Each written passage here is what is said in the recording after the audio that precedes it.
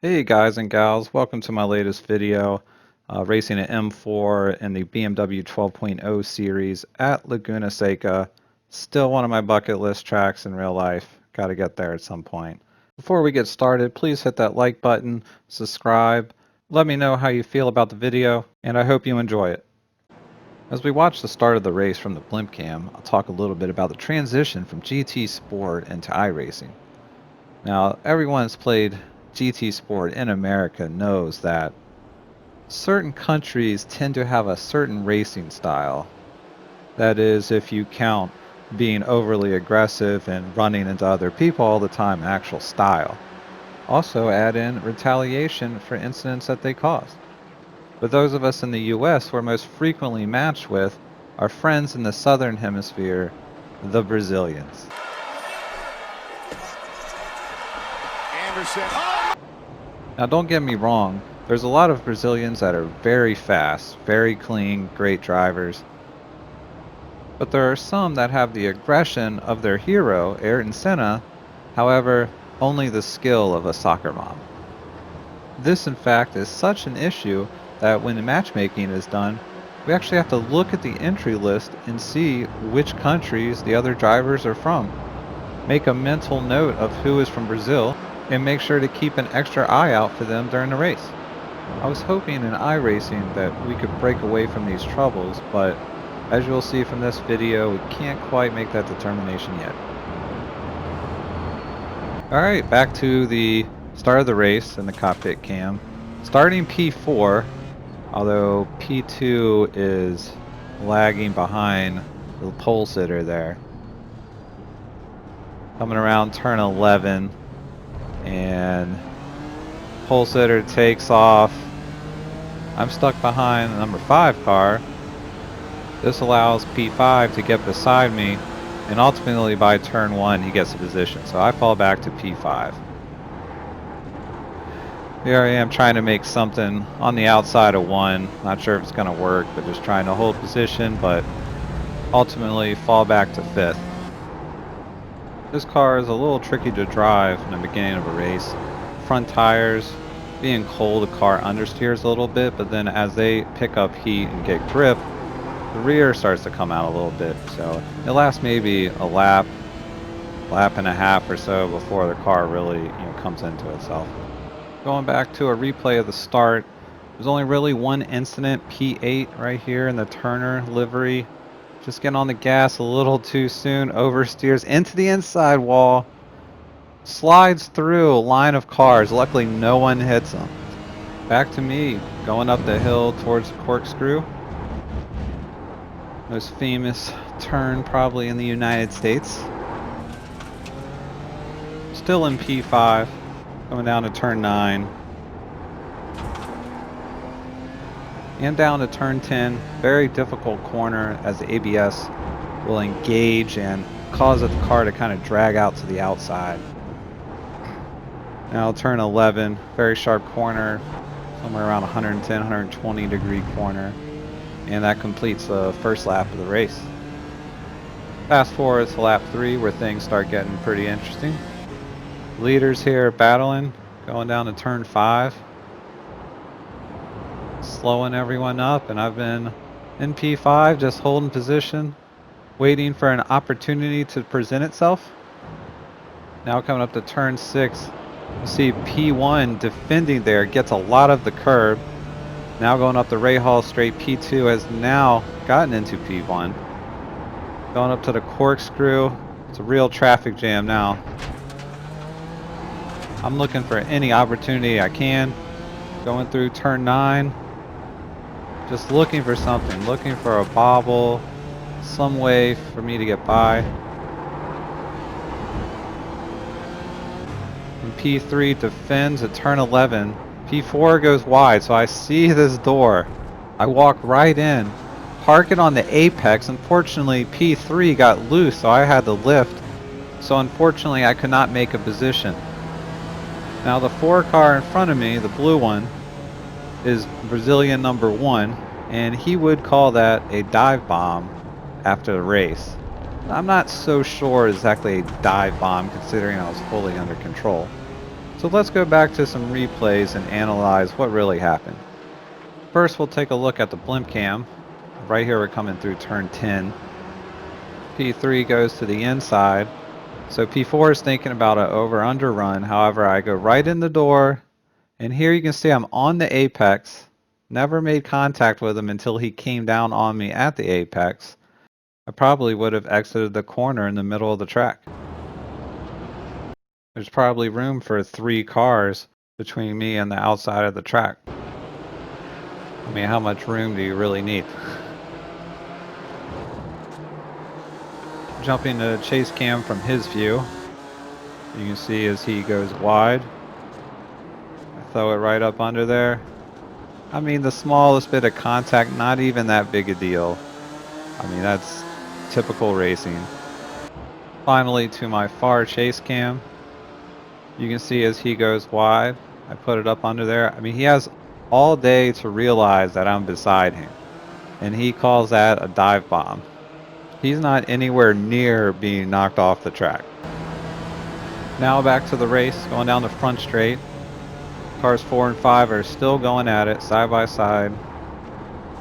Through turn 1 and turn 2. This has allowed cars behind to catch up a little bit. So I defend for turn 3.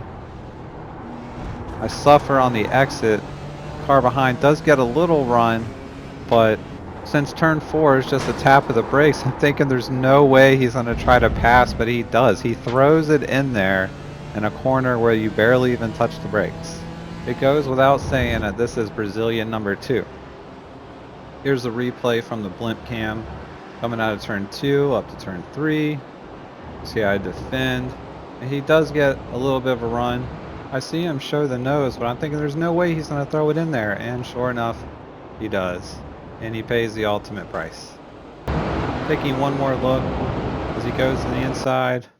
Right there, the moment of contact, he's definitely not even going to hit the apex, much less be even 1 car width off the apex. There's a chance I could have tried to stay wide, but due to the ABS and the speed I'm carrying, I probably would have ended up going off the track at the exit. At the end of the race, he would tell me that it wasn't a dive bomb and that I can't hold my line. Well, that's pretty ironic. Let's take a look at your race, Mr. Brazilian. Oops. Whoopsie.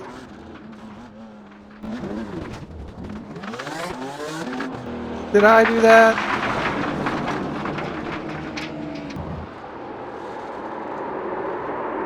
Aw, shucks. Maybe he should work on his own driving before calling somebody else out on it. Well, Neymar has gone down clutching an ankle here. There didn't appear to be much contact there with the opponent, I have to say. Don't worry, the hits keep on coming later in the race. So moving to the start of lap 6, I'm going to give you a whole lap of TV camera.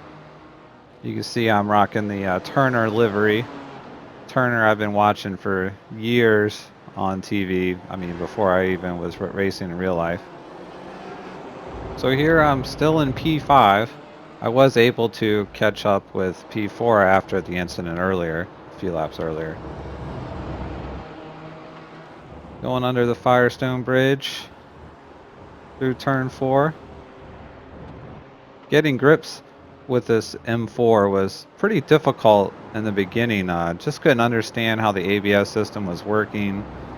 Seems like the nannies that would be in a street car were making the car go straight instead of turning, like the direction I'm turning the wheel.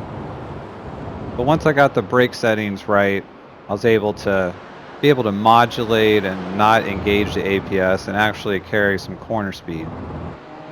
My best lap around here is 30.6. My theoretical best 30.2. I did see one guy in one race have a 30.0, so not doing too bad considering I'm a normal guy, not an alien. Also, later in the race, the tires do seem to get pretty hot and you lose some grip, mainly in the corner speed, although the braking seems to be okay.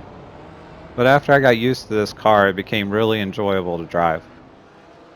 So let's go ahead and move to lap 7 and see what our favorite Brazilian is doing. Now he's just come out of the pits after his corkscrew incident, and he's giving us a demonstration of what it's like to hold your line, at least in his words. So he screwed up numerous times during this race. Actually, here comes the leaders. So there's no telling at this point, what he might do. And wow, he's a sportsman. Look at this. He's letting the leaders go by. However, don't take it for face value. So here we're going through the corkscrew. He's in the middle of P2 and P3. Well, P3 is his fellow Brazilian. They might be working together. So he lets them go and, oh, let's just pull in front of me and block me. And apparently he has a grudge because he spun out, slamming into my door. Here he takes the inside of turn 11, blocking me completely, just trying to ruin my race. First time I've had to deal with something like this in iRacing.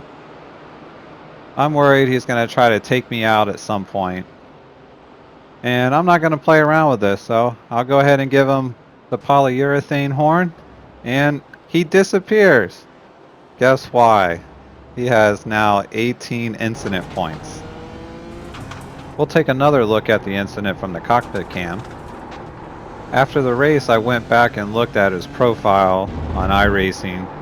Fortunately, I didn't screenshot correctly, so I couldn't show it to you, but he had an A-class license with a 1.15 safety rating. And then looking at the last 10 races, he averaged 9.9 incidents a race. Clearly, this guy is racing under a different sporting code than I'm familiar with.